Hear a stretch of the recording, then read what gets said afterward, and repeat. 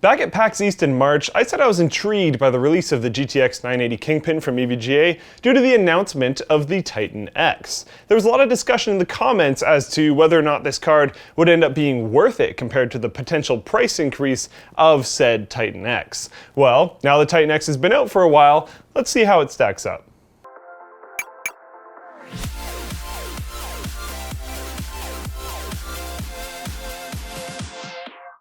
Intel's new 750 series SSDs utilize the NVMe standard, providing speeds we've never seen before on consumer storage drives. Click now to learn more. First up, we have the card's mojo, its performance hardware. EVGA's front-running GTX 980 is rocking a stock base clock speed for the 2048 CUDA-core equipped GM204 chip of 1304 and a boost clock of 1418.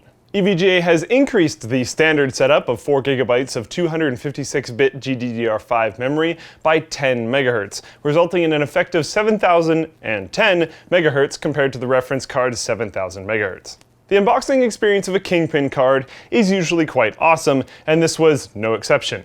It came solidly packed with beautiful foam all over the place to the point that I could actually repurpose this for keeping other cards safe and nice in the future.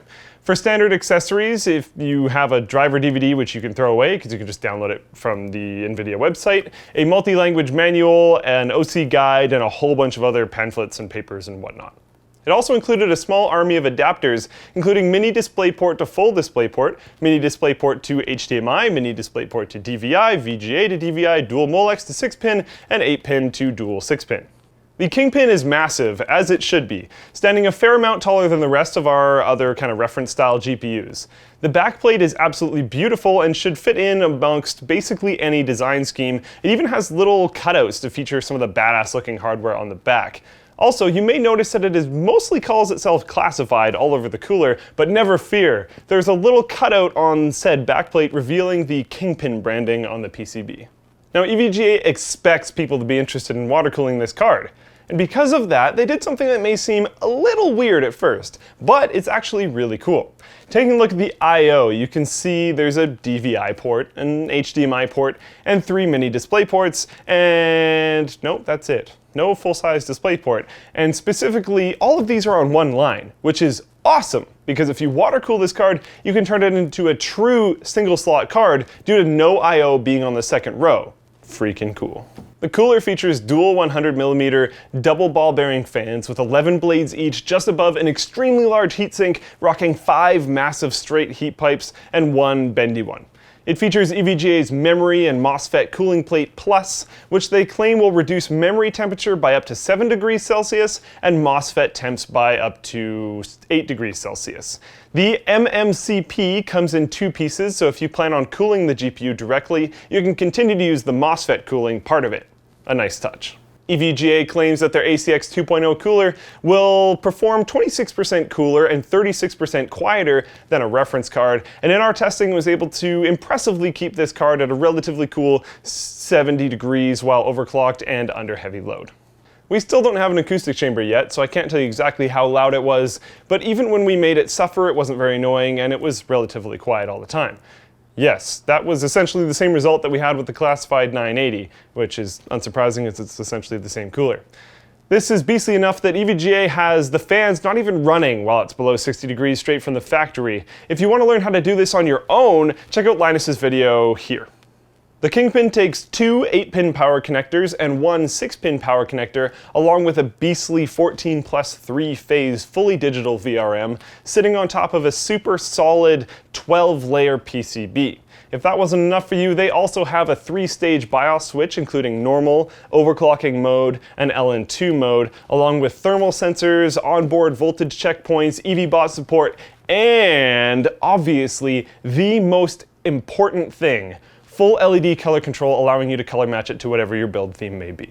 Just before we get into the performance section, I'd like to remind you guys of a few little nice tech pieces that NVIDIA has left inside, including things like SLI, CUDA, and GeForce experience, and all the new stuff that was introduced with the GTX 980, like MFAA, dynamic super resolution, and delta color compression, which you can learn more about in Linus's original 980 launch video by clicking here or possibly even here. Overclocking the Kingpin was definitely more interesting than a reference 980, as there's a lot more power and thermal headroom to play with. I hooked up a multimeter to the voltage checkpoints and used EVGA's classified voltage tool to increase voltages to an actual of 1.35 volts, which resulted in a lot more available power while maintaining a wonderfully low temperature of 70 degrees Celsius and a power readout of 385, landing this card between a reference 980 and a Titan X in terms of power, which is exactly what I expected. After setting the BIOS to overclocking mode, I cranked the power limit up and increased the core clock by an offset of 135 and the memory clock by 200. You can check out all the settings for this card and other cards in the overclocking doc linked in the description down below. There was also no surprises in terms of performance. It edged out the 290X Vapor X and left a fair gap between itself and the reference 980, but still trailed by quite a bit when compared to the front-running Titan X. Also, something to note here, if you didn't watch a performance review of Grand Theft Auto 5, is that while both these teams did release a driver specifically for this game, it seems to favor the green team quite a bit, so keep that in mind when looking at these numbers. In conclusion, this card is quiet, cold, and powerful, a great combination. Is it worth it? Well, technically, if you're going for performance per dollar, no, but you shouldn't really be looking at a Kingpin card if you're going strictly for performance per dollar anyways, so I'll say it definitely depends. I could see this card bridging the gap for some people. To go from here to a Titan X, it would cost you about $250 to $300, plus or minus a lot, depending on your region. So if it's in the budget, for sure, go for a Titan X. But if you want a bit more than a 980, but don't quite have the budget for a Titan X, which isn't surprising as a Titan X costs more than my first car, this may be the card for you.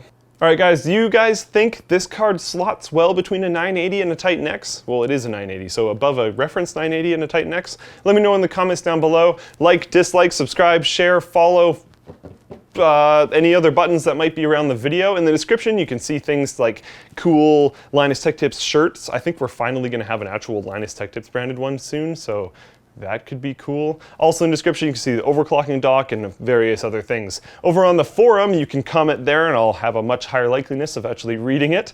Also, you can see our Support Us link where you can see more of our merch, more of our supporters and sponsors and whatnot, and you can see how to change your Amazon affiliate code, which helps us a lot. Also, become a contributor on the forum. That's like the best thing in my opinion. Anyways, thanks for watching and I'll see you guys next time.